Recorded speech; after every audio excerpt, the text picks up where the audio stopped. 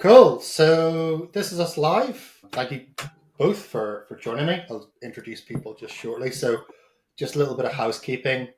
If you can like this live, drop a comment, let us know where you're watching from. It just helps kind of other people know that we're live. Really just helps things. And just let us know if you can hear us clearly. And there's been quite a few questions, as you can imagine, already pre-submitted. I've got a few questions I want to ask the two Jacks. And yeah, we'll open up for kind of a Q&A.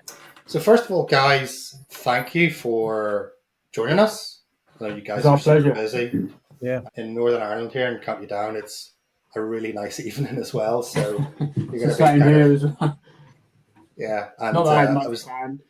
No, well, there's I think there's a bit of a football match on at 8 o'clock, so that's the hard deadline for me. How is that? We were just saying, like, we've tidied our rooms, and you can only really see like 12 inches either side of us. So, yeah, guys, I'll let you guys introduce yourself. Obviously, two Jacks.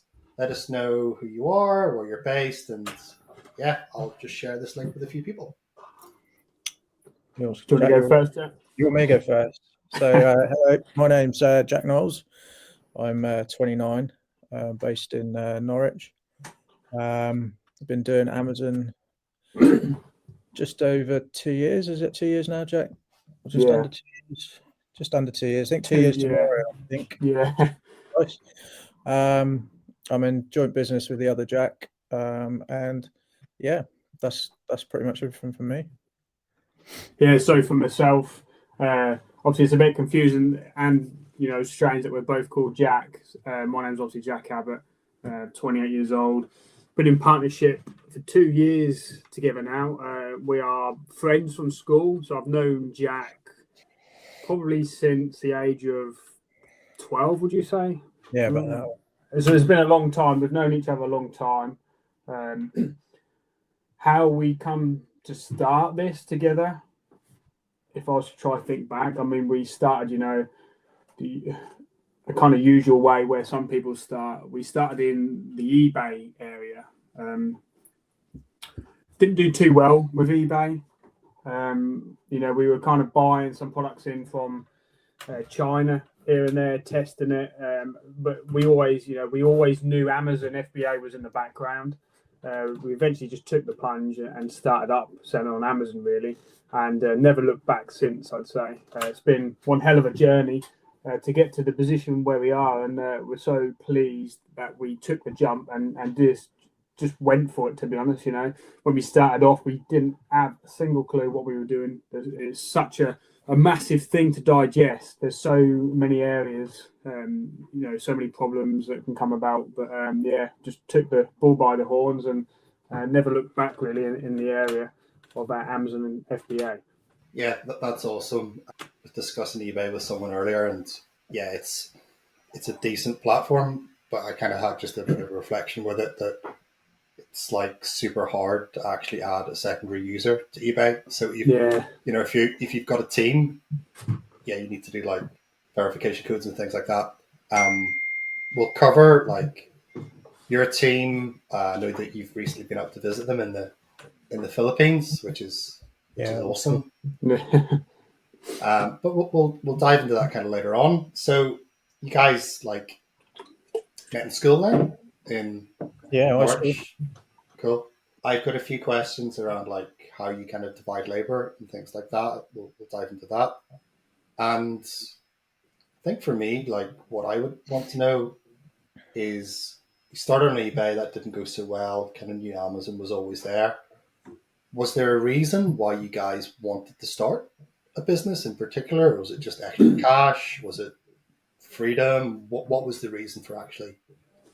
I mean, for myself, since a young age, I've always known I wanted to work for myself. I've always had like an entrepreneurial spirit inside me. That I know.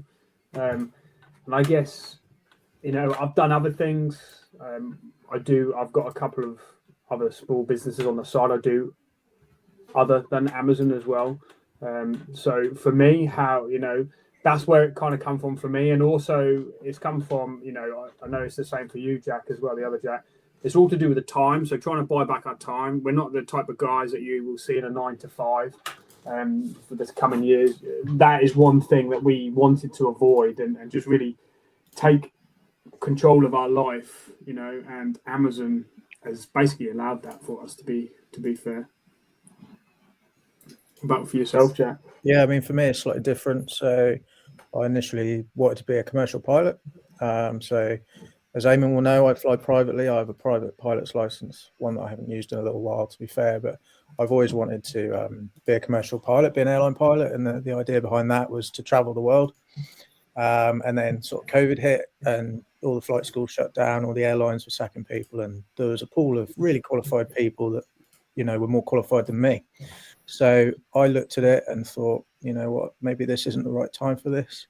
At this point, we were still doing eBay, and all credit to Jack.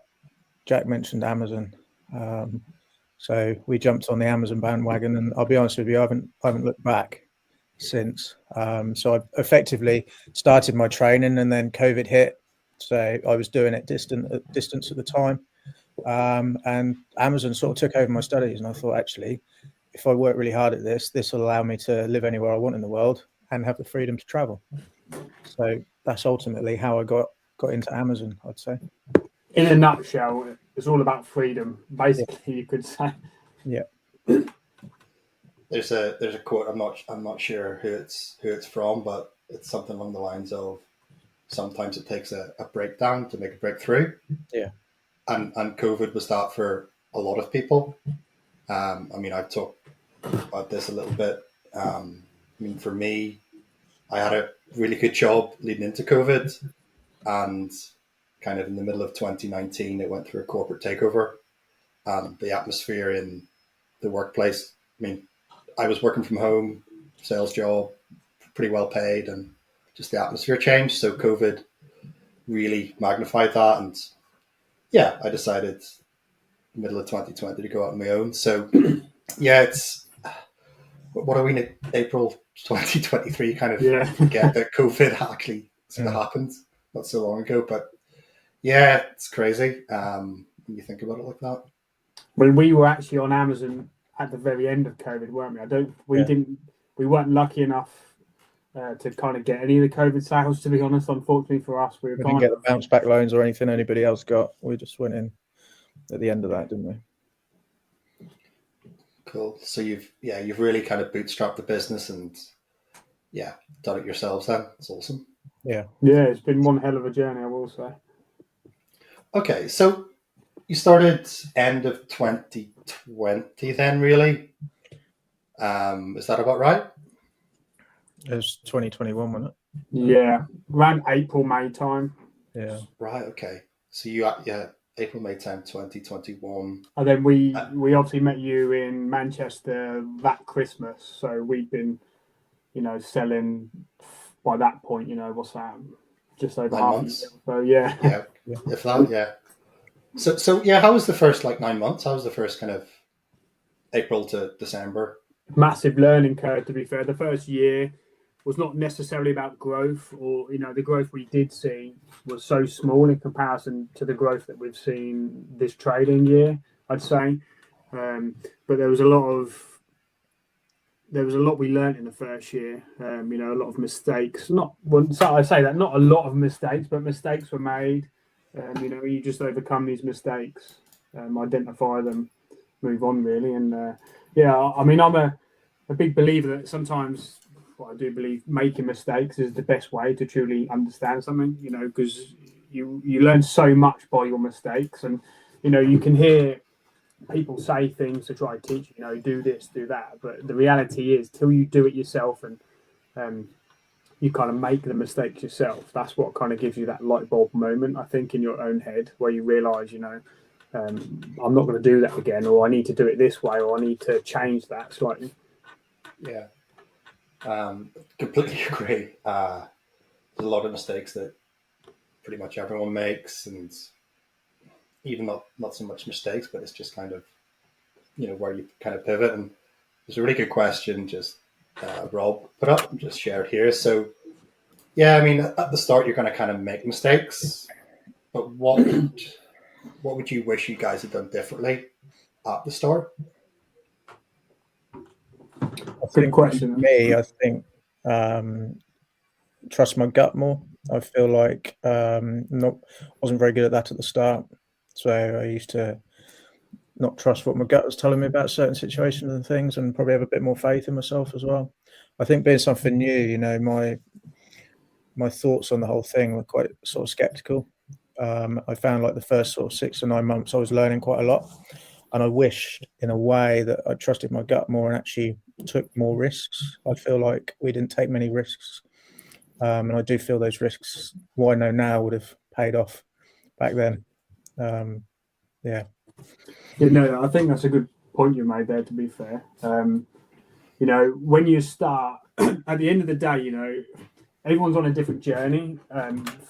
Kind of for us, we wanted to grow as fast as we could in a sustainable way. And sometimes at the very start, you know, I look back and think maybe we could have just pushed things that small bit harder, not in the sense of work ethic, sorry, but in the sense of just, you know, like I said earlier, trying to make them small mistakes that you learn a lot from. And we weren't quite aggressive enough in the early days, so it might have been like certain products that we found. We wanted everything to be picture perfect in the earlier days, but the reality is you're just not going to get everything that's picture perfect. You know, every deal you find, it's always going to have something that might not take your interest. You know, whether you think it's not profitable enough or whether you think there's too many sellers on it. But in the earlier days, it's all you know. The first year, it's not really about trying to make profit. It's more so, I think, trying to really understand the game, learn as much as you can in your first kind of in the first area of your journey, I'd say. Yeah, I mean, that really resonates for me. I would say my biggest regret is not being aggressive enough at the start. Yeah. Just simply not being aggressive enough. I mean, I started selling in 2017 and really only took it seriously when my work changed, when it became, I didn't enjoy my work because I was doing my work, doing a bit on the side, and it, you know, I was kind of dicking around for a couple of years, to put it honest. It was a real side hustle, and I was, you know, it was a side hustle mentality, and I was getting a side hustle back. And 2019 just really kind of went much more aggressive with it, and kind of in terms of the product analysis, I call it perfect product paradox. Like everyone's obsessed when they start off to find this perfect product, especially for arbitrage, it just doesn't exist. Yeah. It just simply doesn't. If you look hard enough at something, there's going to be a problem. Yeah. Just like I can't remember who it was, but someone sourced like some biscuits and like zero VAT and all that type of stuff, and they didn't want to send biscuits into FBA because, well, the biscuit's going to get broken. It's like, you know, that's a mindset thing, and Yeah. you know, I always say that you operate at the ceiling of your mindset rather than anything else. So yeah, that definitely resonates with me. Just that being much more aggressive at the start, definitely hiring a lot quicker. Things really changed for me whenever I hired my first VA. First VA was start of 2020. So that was my first VA. And yeah, looking back, I should have done that earlier. I should have hired my second VA earlier as well. So we'll touch it. So I was going to say, similar situation for us. We had one for probably too long, when the reality was we should have gone to the second VA and the third faster. Because at the end of the day, what we learn is you get one VA, that's the hardest one. To get your first is always the hardest, but then to go from 1 to 2 is not actually too difficult. It's a lot easier to go from 1 to 2 and, you know, 2 to 3 instead of 0 to 1. 0 to 1 was the hardest one by far. Yeah, and I find once you're 2 to 3, 3 to 4, they're all, well, mine are all from the Philippines. I believe yours are as well. And they all support each other. So that first one, they're on their own.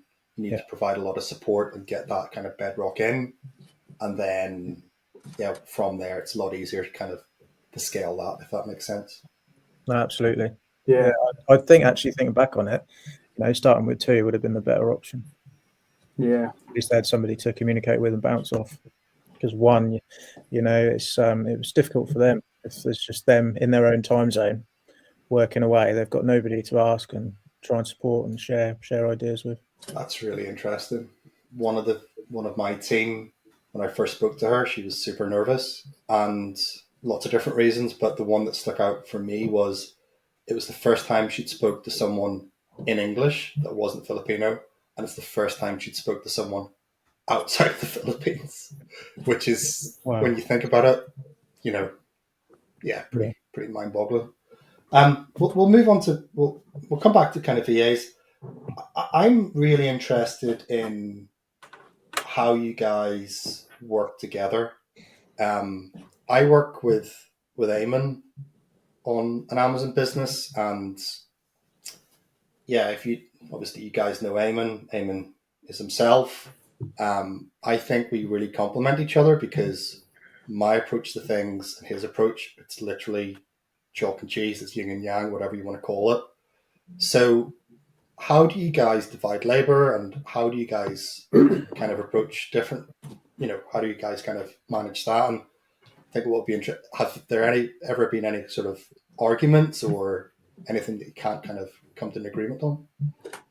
It's a good question. There's a lot in it. You got to think, obviously, been in business together 2 years. Yes, we've had arguments. Yes, we've disagreed in the past. What we learned is the best thing is to be as open as we can and always talk about it as much as we can. So if I disagree with something, I won't just hide it because that will grow into a bigger problem. I'm best to talk to Jack about that as much as we can, and then you kind of settle in the middle somewhere is what I learned the best way. And the same for you, Jack. You probably agree. We've always thought things differently, and we've always spoke about it, and you end up, I realize because it's all about, sometimes for me, it's about understanding when you're wrong as well. It's easy to think you're always right. Some people, when you're in a partnership, you always think your idea is the best. But the reality is sometimes, I've had an idea or something I've said, I've spoke to Jack about it. Jack's give his opinion, and I've gone away and thought, that's actually right what he said there, and where I was coming from was actually not as good as what he said to me, if that makes sense. So it's about being very open with each other and honest with if you think it's a good idea or not, I'd say. Yeah, I mean, if I was to add to that, I think that having both of us in the business is actually what's grown it as quick. I feel like if it was just one of us, we wouldn't be sat here having this conversation right now. I still think we'd both be six-figure sellers. I do think that we work well together. I feel like me as a person, I'm probably a bit more cautious than what Jack is. I feel like Jack is maybe a bit more aggressive, especially in terms of buying quantities and things. But that works well because sometimes he'll correct me and then I'll correct him. And 99% of the time, the right decision is made. But like we say, making mistakes isn't a negative thing. It's the way you learn. It's an opportunity to learn. Yeah, absolutely. Yeah, exactly. That's what I'd say on that, I'd say. So how do you guys? Yeah, sorry, carry on. I was going to just quickly say, not only that, I will say, I don't know the statistic off the top of my head, but statistically, partnerships and business have a very high chance of failing. So I can't remember what it is. It might be 80% in the first 2 or 3 years. Partnerships fail. So statistically, they are very difficult to make work. But yeah, just being very honest is the key, I think. But yeah, sorry, Karen. Yeah, well, on that, you two guys, and I believe Cindy, Mrs. Prime, that's the only 2 partnerships, apart from Eamon and I now, that's the only 2 partnerships I'm actually aware of. There's bound to be more. There's bound to be more in the kind of communities, but kind of mainly on Facebook.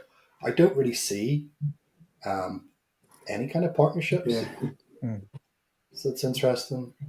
I don't either, to be fair. Yeah. So how do you guys divvy up tasks? Do you both take team meetings? Do you both purchase, or is that outsourced now, or how do you guys manage that? We're mainly outsourced. We do have our own warehouse as well, a small warehouse that we prep from. We've pivoted, so we were mainly in-house. Jack K used to deal with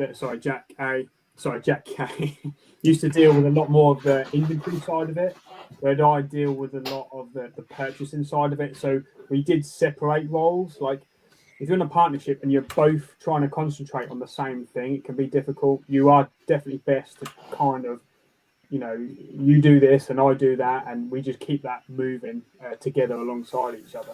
It's all about putting each other's strengths in the right place. So there's definitely things that I'd say that I'm not going to sit here and say what they are, but there's certain things that I'm better at than what Jack is, and he's better than me at. So it was all about putting those strengths and weaknesses in the right place. But as the company's grown and we've started to outsource the roles, there's less stuff for us to do as such. But, we have our Monday morning accountability calls that we have with our team. 1 week Jack will do it, the next week I'll do it. We're sort of really flexible. We're quite happy to share the roles. But when we were starting and when it was just us two together, we were running out of our houses like everyone does. You see all the TikTok videos and people running Amazon businesses out of their bedroom and stuff. So yeah, that's how we started, and then more of the inventory came to me and Jack did more of the purchasing, and then we got a unit, and then that was my job for quite a while. And then we started using a prep center, and like 10% of our stock goes through the unit now. So it's changed as we've grown, I would say, the responsibilities. That's cool. That's awesome. Okay. Yeah, I think it'd be good to kind of dive into. Yeah, guys, keep questions coming. We'll get. Yeah, I see there's quite questions coming. There's quite a few questions coming through. So we met up with you guys it was yourself, from Norwich, and then Devontae came up from London, which was just awesome for an event in Manchester. So yeah, thank you for that. And you jumped into the wholesale program with AIM. How did you guys find that? We sort of went through the course, and I'd say where our business is right now, like 90% of it is OA, and about 10% of it is wholesale. But the course that Eamon constructed was very informative. The videos are easy to follow. The instructions were simple, and he made it out in like an easy to follow sort of guide. And to be honest, it's something that I wish that we both made more use of. But we got so caught up in the whole OA thing and trying to scale the business. We decided to focus on one thing at a time rather than take too much on. We're definitely looking to increase that, though. As time goes on, our OA percentage, wholesale percentage, we do want to increase, and obviously that's where the course will come in. So handy for us. Well, it's interesting because obviously we have kind of two supports, one for OA and one for wholesale. My main business, I'm primarily OA and maybe 5% wholesale, if that. And I still really enjoy OA. I mean, there's lots of different perks from it. I mean, you guys have just been to the Philippines. Cashback is great. What do you guys like about the OA model so much, and how have you found that so easy to not easy? I suppose there's a lot to be said to focus on one thing and then scale that, and if that's working well, why change? But what do you guys find you guys are good at, or what's the reason for focusing on OA? For me, I'd say I feel it's easier for now, this could change. So far up until this point of my journey, it's been easier to find products in OA than it has wholesale. If I threw some things off the top of my head, OA, if you look in the right areas, you can look through 100 products and find 1 out of 100 or maybe 1 out of 50 that will work. But wholesale, we found the strike rate to be a lot higher. Sometimes you look through 1,000 products and find 1, or 500 products and find 1, compared to OA, where we had a much higher strike rate, really, on how many products you'd look through to how many you could convert into a good deal for us. So your sort of, I would call ROT, or return on time's a lot higher with... Yeah. Like I said, it doesn't mean it's just for us how it worked for us, but that could change in the future, if we definitely put some more time and energy into the wholesale area and get that strike rate completely different, hopefully. And the cashback as well, that's another good thing with OA. Yeah, and the cashback, it's great. I think one of the big things for me is that OA is a lot easier to outsource. Wholesale is much more difficult to teach and therefore outsource. So, I mean, really, I think that's kind of how you've leveraged your team so well. It'd be cool to talk about your team a little bit. So I I think Tom put up a comment. There's quite a few VAs that you've got. Can you talk through your team and what that looks like? Do you want to answer that, Jeff? Yeah, I can. How many we got? 7? Is it 7? Yeah. I should know, really. I should know. So we've got 7. We've got 1 admin assistant and 1 purchasing manager that's in training at the minute. And the other guys are sourcing. We do have quite a lot in terms of our turnover. I do feel that the potential is there to increase our turnover with the current team. We wouldn't look to hire more people based off the team that we've got. But yeah, so we got a purchasing manager in training that basically does the purchasing for us. We're just on the stage of teaching them or trying to coach them into being responsible for the team. And we've got an admin assistant who's fantastic, really diverse. She sorted out all the activities and the restaurants and all the stuff in the Philippines. She basically sorted it. Yeah, We turned up and we just attended and paid for the meal. That's all we did. But yeah, and the sourcing team, they're a great bunch. At the end of the day, they're professionals at what they do, and the internet is their oyster. They go out there and they do their job, and 99% of the time, they bring back great results. And we try and treat them sort of as family. We like the culture, like building the team and having them feeling like they're really appreciated and deserved. So we try and have like monthly games with them and things, and try and make them feel involved. I feel like if you just give the job to the VA and they go off and do it, they're going to start wondering about maybe getting another job, or the fact that they don't have the interaction with somebody else, which all comes down to getting the one VA at the start where you should go in and get 2. Yeah, that is interesting, starting with 2 rather than 1, because they're going to have someone to bounce off and kind of share their. Yeah, that's really interesting, actually. What was I'm going to be kind of, I'm totes jelly that you guys got out the Philippines kind of before I did. I had planned to go out in February and just it didn't happen. So yeah, what was the Philippines like, and any top tips? I'll let Jack. It's an amazing country. I will agree. Manila, obviously, we flew into Manila. Manila is just crazy. If anyone's never kind of been to Asia before, and and you're from the UK or maybe the USA, you go over to the Philippines, it will definitely be a bit of a shock to what it's like, especially in Manila. It's just mental. So many cars, so many people. The traffic, everywhere. It's just crazy. But then we traveled around some of the different islands in the Philippines, and they were like paradise. So at the end of the day, some of the most beautiful places I've ever been to in my life. I've done a bit of traveling in Thailand. I personally preferred. I thought Philippines was a lot.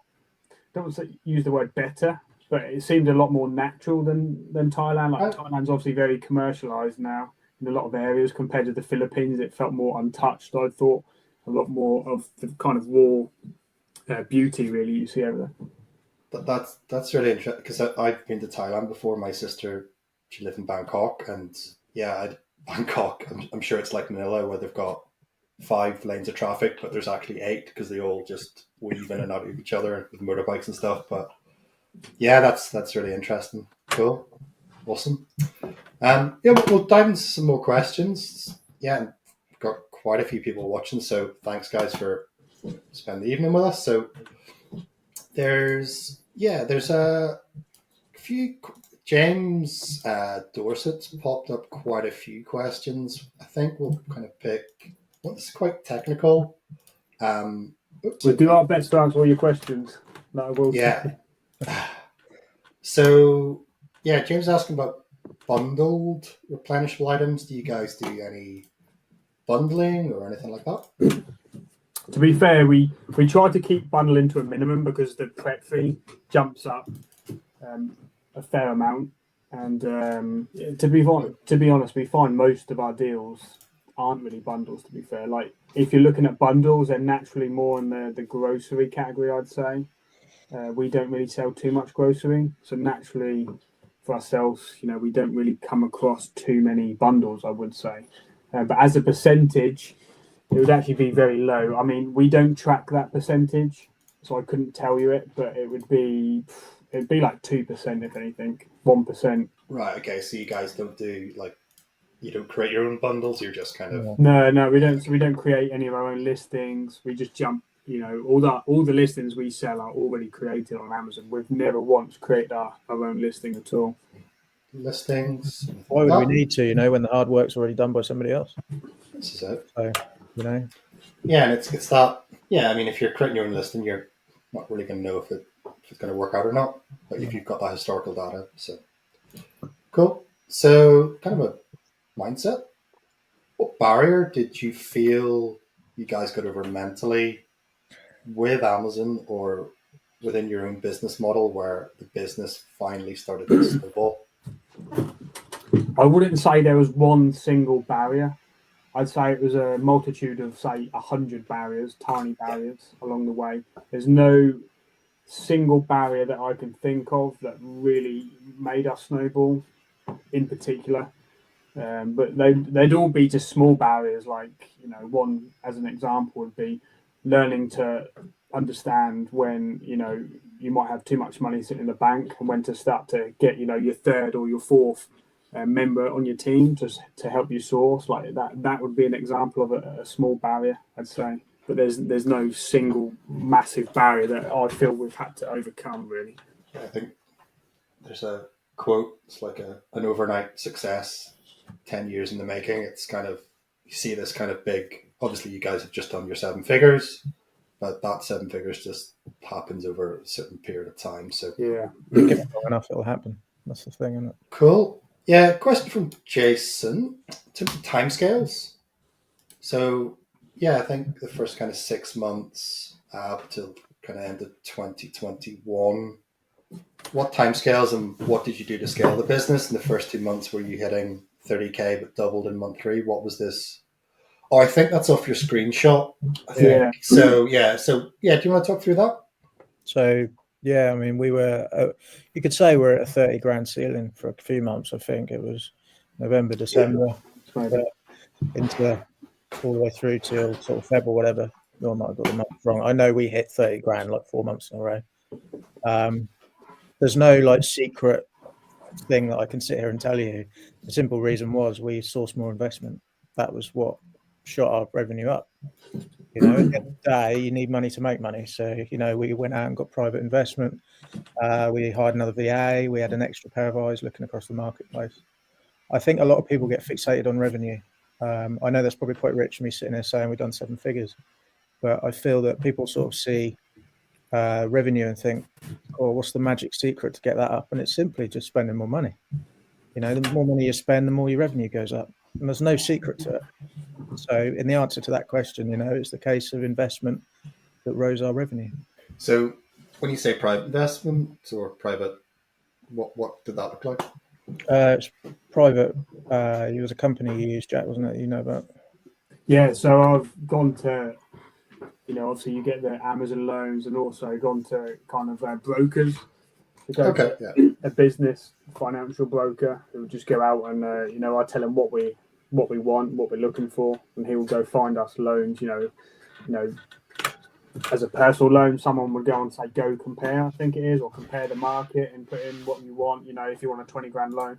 I've done the same, but I went to an actual broker, a business loan broker, and then, basically got hold of funding that way. But we're always looking to, we're actually looking now to try and increase our funds and actually get hold of some more, to be honest, right now. So, the issue, like for everyone, these Amazon loans are so aggressive, over 12, 9 or even 6 months, and being able to turn the money out and get it out again, it can be quite difficult. So we want to try and branch away from Amazon loans and get some longer term lending that's definitely a bit cheaper for the business.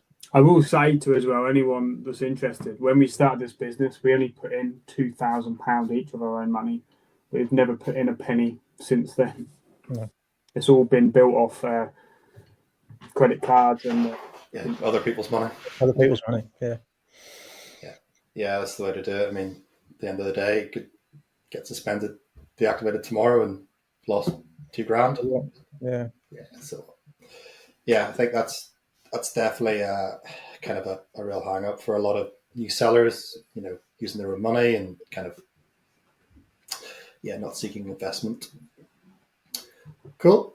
So Yeah, I mean, well, there's quite a few people still alive, so we'll pull up some questions and yeah, we'll get these answered, guys. This is some great content, and yeah, if anyone else has got a burning question, feel free to just pop a comment and we'll get them answered. So on VAs, mine started today. So far, so good. A few deals purchased. Congratulations. Training done. Oh, Nathan, yourself. So do you get the VA to teach others or do a course via iGen for each one? So yeah, I mean, yeah, do you want to talk about kind of how you train your staff, what that looks like, and yeah, how you kind of create that culture? That's a good question. So obviously, when we had our first VA, we taught her ourselves based off the knowledge that we knew. Right now, our sourcing team is probably 5, 10 times better than what I am now at sourcing. And they know so much more than me at sourcing. I couldn't do it as good as they can myself, but yeah, it kind of snowballs. So you get one, then you get the second. You might teach them. We have had a sourcer from the iGen as well. She's still with us today. Actually, she's one of our best sourcers. Some weeks, but yeah, if I was to say what to do, if you have the iGen course that you're talking about, I definitely put them through that. Maybe have them watch it, 2, 3 times. I mean, how I like to do things is I'll watch something once. The second time I'll watch it, I'll take notes on everything, and then the third time will just be like a recap. So that's how you best digest courses, I believe. And then from there, if we had an experienced VA that we believed has attributes to be able to teach others, we'd naturally get them to start doing deal reviews with that second or third sourcer that we have. So they start to bond better together. And help each other out and learn from each other as well. So we get them from time to time to go into calls with each other, and because some of them they source differently. Some of them are better at, say, reverse sourcing, or some are better at manual sourcing. So we try to get them all to learn off each other what their strengths and weaknesses are, so that they're just all round, good at sourcing, I'd say. Yeah, there's a terminology like self-managing team, and that's definitely what you guys are creating, and definitely resonate with. Yeah, anyone on my team is a much better sourcer than I am. Simply, a big reason down to that is because of the amount of time that's went into it. A lot of people will hire a VA whilst they're still working. So, I mean, if you can dedicate 10 hours a week to source, but you can outsource that for, say, £300 a month, whatever it is for a VA, and they're doing 40 hours per week, they'll do more in a week than you will do in a month. Yeah. And over 3 months, it's just exponential, really. So if you have that each time with 3 or 4 VAs, then yeah, ultimately you're just really just giving yourself an edge over someone trying to do it as a side hustle. If that makes sense. So, and I will say, like, we've learned, it kind of does. Obviously, some people learn things faster than others, but it does kind of take them 2 to 3 months for it to kind of really click in their head. Or sourcing, you're not going to get someone and within a month they're amazing and your business has been transformed. It does really take 2 to 3 months, I'd say, to allow them enough time to really understand their job. I think I'll just jump in and say the worst thing you can do is hire a VA without knowing what you're teaching or what they're doing. So you need to go out there and learn what you're going to ultimately get the VA to do. Because if they get stuck and they start asking questions, you can't answer them. And the other thing I'd say as well is you need to spend at least an hour a day with them, especially when they first start, going through their deals and explaining exactly what's good and what's bad. I think I've spoke to a few people, I've even spoke to one guy that won't even go on camera with his VAs because he's scared of showing his face on a Skype call. And I sort of said to him, "This is the business owner." Yeah, you're like the business owner, and they don't even know what you look like. I said, how can you have a relationship? How can they work for you if they don't even know what their boss looks like? So you need to be on the camera and spending time with your staff. Yeah, I'm not sure who that is, but I won't say any names. No. But yeah, that's quite a bit of resistance to something there. That it's going to hold that person back big time. I mean, if you can't. Well, whatever. Okay. So we've got a question. Oh, no, that's from someone else.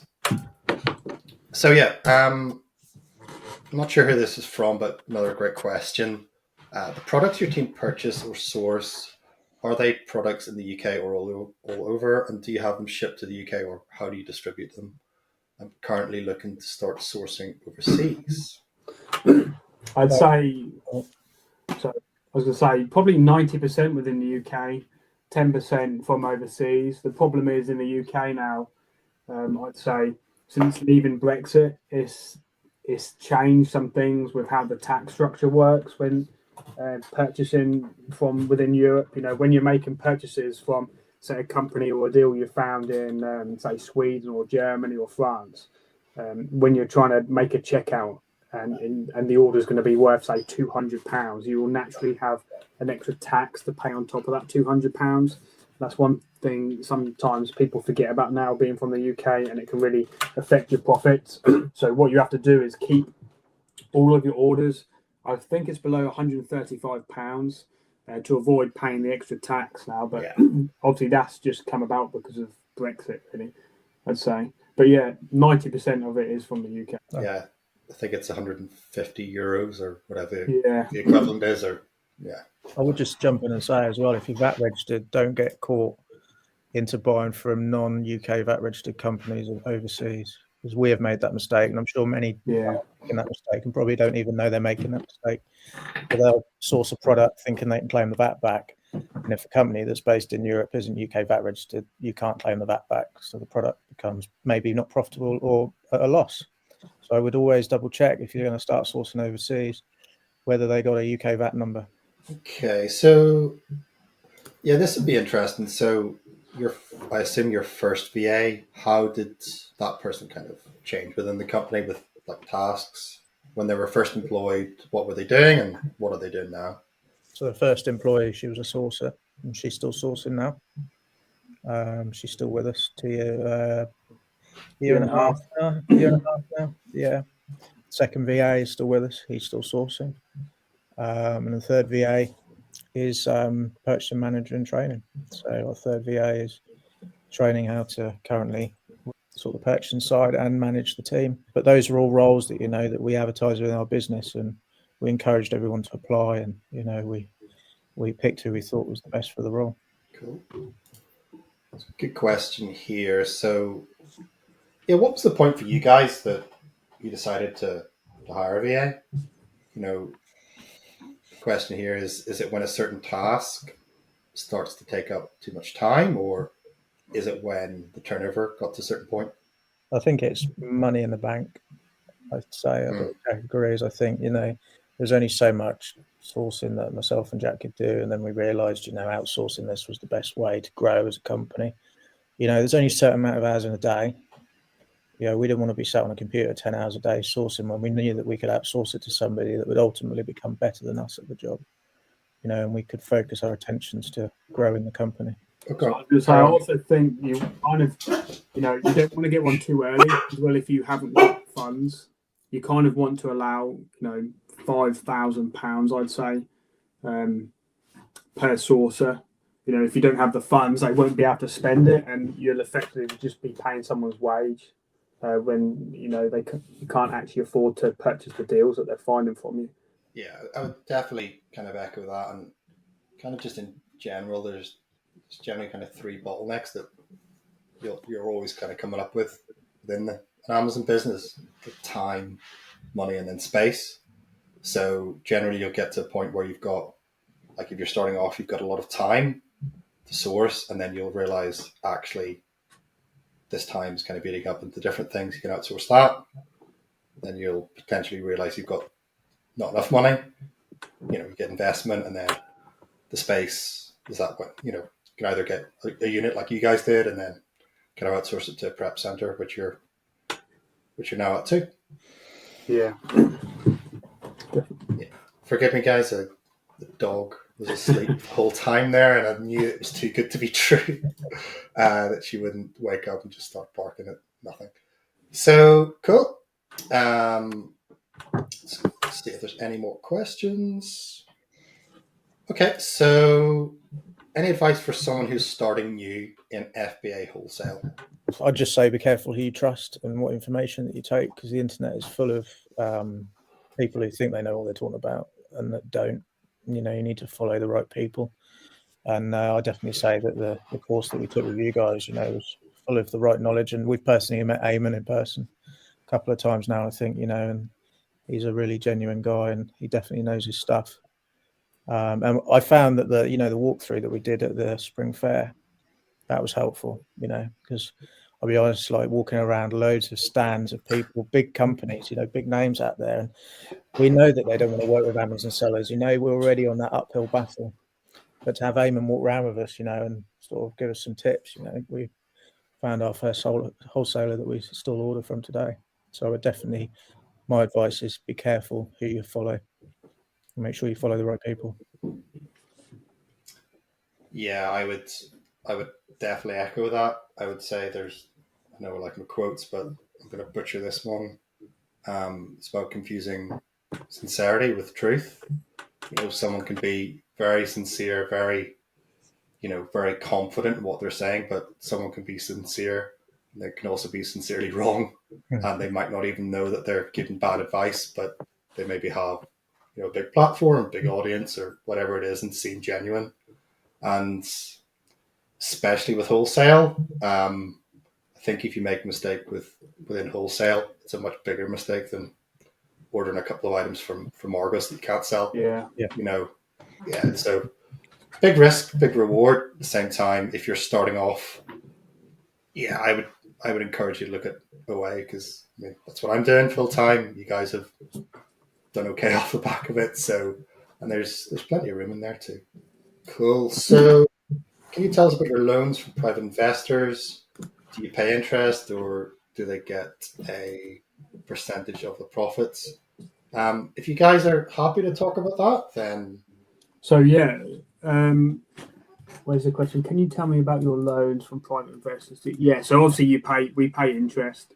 It's no different to, you know, going on Google and typing in, can I get a personal loan or personal loan, you know, and you come across certain websites, you might go on, say, HSBC Bank and get a 10, 20 grand loan and you pay, you know, 10% APR or whatever it is. So it's basically like that. The only difference is I contacted an actual broker who then went forward.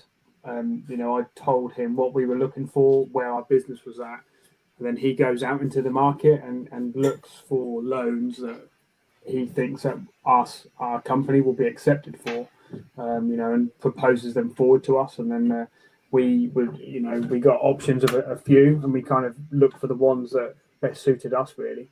So yeah, in turn, we do pay interest. yeah, you need to do your homework and your due diligence, and there's a lot of work that goes into that. I spent some time doing that last year. Just with everything that's going on, got quite a bit of funding from a company based in America who basically pulled out of the UK a few months ago, and I was kind of like one of their last customers. So yeah, if you're looking to sell in the States, I can pass that name across. But yeah, it's something I'd like to do some content on because it is, like you say, talk about sourcing and all that type of thing. But ultimately, to scale a business, you're gonna need some backing behind it, really. So that would be helpful. Actually, we are actually going into the USA market. To be fair, this year is one of our goals. Awesome. Well, yeah, that's kind of like what I'd like to kind of finish on. We'll cover a couple more questions. Like, so yeah, it's kind of a technical question with wholesale. I know you guys aren't doing that much wholesale. Any advice here? How you negotiate someone not wanting to work with an Amazon seller? I'm trying to think if we've come across a wholesaler that hasn't wanted to work with us. We have had some, to be fair. Generally, what we've found is like in the grocery category, they're not too bad. But when you're trying to approach, you know, toys and games, for us, it was more difficult. What I suggest is two ways to do it. Either you're just completely honest, say you're an Amazon seller, and portray yourself to be as professional as you can and as large as you can. I think what a lot of wholesalers don't like is they want to avoid these kind of companies where, you know, that with a lot of us have been there, where, you know, it's one guy kind of in his bedroom selling 100%. That's what they want to avoid. So if you portray that picture, they will just say no to you. So you have to portray yourself to be a lot bigger than you are. The second method I'd say is to, don't even mention Amazon. Come up with alternative methods where you wouldn't even use the word Amazon. The word Amazon wouldn't even be mentioned when trying to open up a wholesaler account. I think, for example of that, you could say Shopify or something. You sell through your own website. You've got your brand, like say you sell a certain brand really well that's in the same category. You say you want to expand and sell their products as well. I do also think the address has a lot to do with it. If your business is registered to a house, it doesn't look very professional. Yeah, if you can register it to like a warehouse or something, or a professional address, I think that carries a lot of weight as well. We could do an hour on this. Yeah, there's a lot to it, and I would say that definitely agree with, I could say yourself, Jack, but definitely agree with like wholesalers. If you think about a wholesaler, they're massive businesses. They have big overheads. They're VAT registered. They have utility bills. They have rates bills. Everything like that. They want to deal with businesses just like them. They don't want to send a pallet to someone working out of their bedroom, because their margins are going to be a lot higher, and so there's that. And I would definitely say with wholesale, it's a bit like those mini breakthroughs. It's not just one thing, it's all the different things. When you said about the address, like I was opening an account with a wholesaler, and I have a Barclays account, and they basically said, "Oh, well, okay, you've got a Barclays account. That's great. We get so many applicants with starting accounts, and we just know that they're set up in the bedroom." I'm still set up in the spare room, but even just something like that, where they know it's a Barclays account, it's a high street bank rather than what would you call it, a virtual bank? It's virtual. Anyways, so wholesale. If you're interested in wholesale, I'll drop a link to book a call. You can discuss options, support with iGen. There's a lot to it. It's not just having a website. It's not just having a Shopify store. There's a lot to it. So, okay. There's a few other questions here. There's quite a bit. I think we'll answer this question, and then we'll discuss like what your plans are this year. I think that would be pretty interesting. You've mentioned America, so great question here. How do you guys manage pushing through that threshold to keep profits as high as possible whilst keeping good cash flow? So, same money pushing through. It's just investment, isn't it? More money. What you need. That's what it all boils down to. Like I say, there's no secret formula here. The more money you have in the pot, the more you pull it in the top, more comes out the bottom. I think you've got to diversify what you sell. There's going to be a lot of stuff that's not profitable that you're potentially selling now is non-VAT registered. I think my top tip and top takeaway from this maybe would be to turn the VAT on when you're sourcing. Get used to sourcing with the VAT on, because sourcing becomes harder. Say if you're used to sourcing with the VAT off, you've got it easy, and you're going to be in for a shock, I would say, when the VAT comes around. Yeah. When people ask me about this, going through or past the threshold, my advice is, if you're going to go through it, make sure you effing go through it. And what I mean by that is, there's no point doing 100 grand VAT registered. There's just no point. You might as well start below. I worked it out whenever I was getting close to it. I think it's around 145 or 50. It's probably wrong.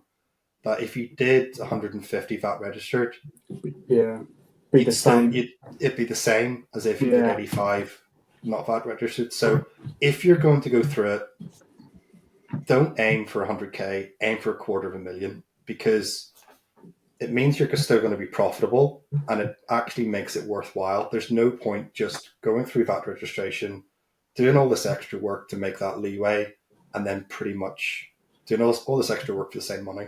So my advice, anyone looking at VAT registration, is if you're going to go through the 85k, make sure you bloody well go through it, and make sure you're aiming to do $250,000 turnover, because then it's worth it. All the extra paperwork, all the reduced margins and all the extra stuff. That would be my advice to that person. I'm not sure if you guys agree with that? Yeah, no. Yeah, 100%. What I would say as well is you kind of want to plan for it. So if you've only got so much money in the company and you're approaching that threshold, say you're on your 11th month trading and you're already as far as you can with the funds that you have available, might be worth trying to maybe look at the funds that you have available and seeing if you can get them higher to really help you push past that as fast as you can. What you don't want to do is just get stuck around just over the VAT threshold for a year because it will really affect your overall net profit. Yeah, completely agree. I definitely agree with that. Just going through the rest of the questions here. And yeah, I mean, so done 7 figures, awesome. What's the revenue goal this year? If you're wanting to talk about that, or what are the plans for expansion? Or you mentioned the States. What's the plan this year? You know me going and Yeah. revenue target this year, I think, was 1.6 million. I think we discussed. Obviously, that's a target. We're going to aim higher in case we fall short. Never aim for the target. Always aim above. We've both set our own businesses up separately in the United States, so that would be something that we're going to do differently to try that out. But it will be something that we both work closely together with. So we're really looking forward to doing that, trying that out together. But we've set up quite a good sort of training thing within our own business. So we've got the training set up. We get VA and teach them how to source around our UK staff, and then move them over to America, so they can get the experience of sourcing in the UK and understand the processes that go on with sourcing, and then move them over to America. Yes, America's different, different stores and things, but getting the general idea of how sourcing works and having them work along experienced people, that's definitely a benefit that I'd say that we have over others at the minute, maybe. Do you mind if I ask, so why have you set it up separately then? States? Why is there 2 separate businesses? Well, it all comes down to, when there's 2 people sharing a pie, you could say. Sometimes, you're better off having your own pie, from what we've learned from the UK, is what I'd say there. But like Jack said, we've learned we will still work very closely in the USA, and I think overall we'll be able to grow these 2 companies in the USA much faster. So overall, I think the kind of trajectory of the growth is going to be a lot more substantial than just having one account in USA. Yeah, you're building in. And yeah, guys, if you're watching and you're interested, book a call, discuss options. We'll have support for both OA and wholesale if that's what you want to get into. And these guys have been on it. Looking to, so be interesting. So are you guys simply going to scale OA this year in the UK, or are you looking to add kind of wholesale suppliers to what you're already doing? So for us, I think, we want to totally outsource our UK business, get somebody in there who can naturally and organically grow the business without our input. And then it would be to focus on the USA, I would say. And wholesale, maybe, like I said earlier, we're only about 5-10% wholesale. If we could get that to maybe 20%, I think that would be also great as well, to be honest. I think wholesale is a lot more sustainable than OA. Obviously, there's a lot of talk around this, OA, how long it will last. Although I do believe it is going to be around for a hell of a lot of years. Sometimes.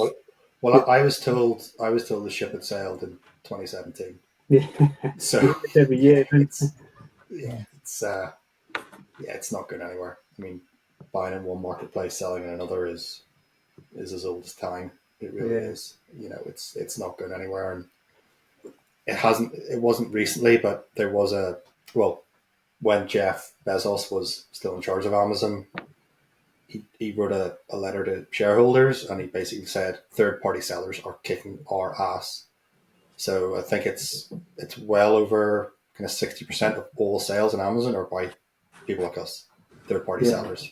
And not only that, they're actually increasing as well. Like if you look at statistics the last 10 years, from what Amazon stock percentages compared to what third parties is, the third parties is actually growing, which tells you, Amazon are actually coming away from having their own stock, and they're becoming more of just a fulfillment center in a way, you could say.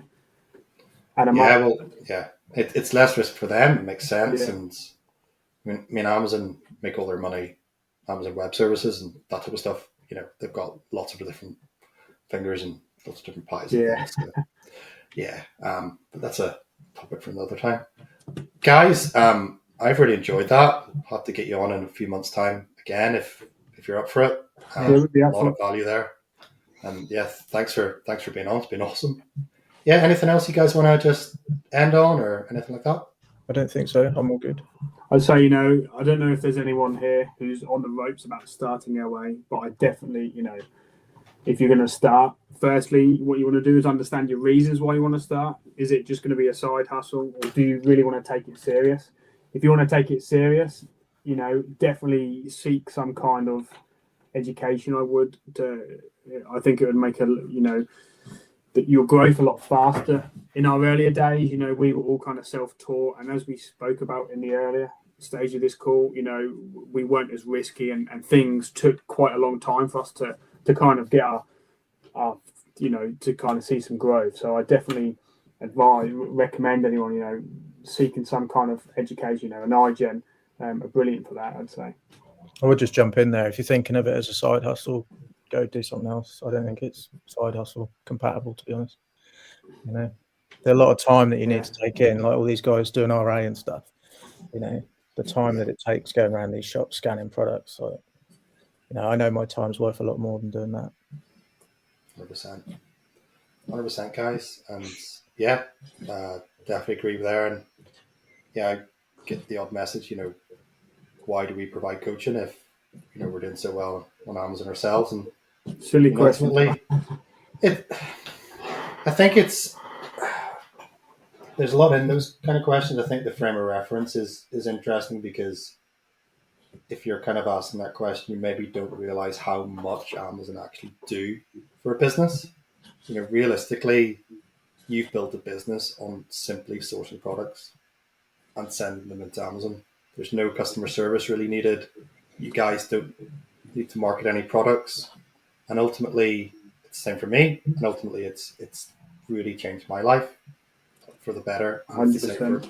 So, yeah, if you're on the fence about getting started, get started. And, ultimately, you never know where this is going to lead. I'm sure you guys didn't think kind of middle of 2021 that, you'd be 7-figure sellers. Yeah. Pretty epic. We didn't think it at all. We didn't actually think we'd do $1 million for I don't know how many years really, but we've hit it so much faster than we thought we would do it in, to be honest. So much faster. Yeah. Awesome. Well, again, thanks guys for, spending your evening with us. It's been awesome. And again, just congratulations, massive achievement. And yeah, interesting to see where you guys are in 6 months' time, years' time. Thanks for having us. Definitely have a call again at some point in the future. Yeah, that'd be awesome. Cheers, guys. Great. Take care. Cheers. Thank you.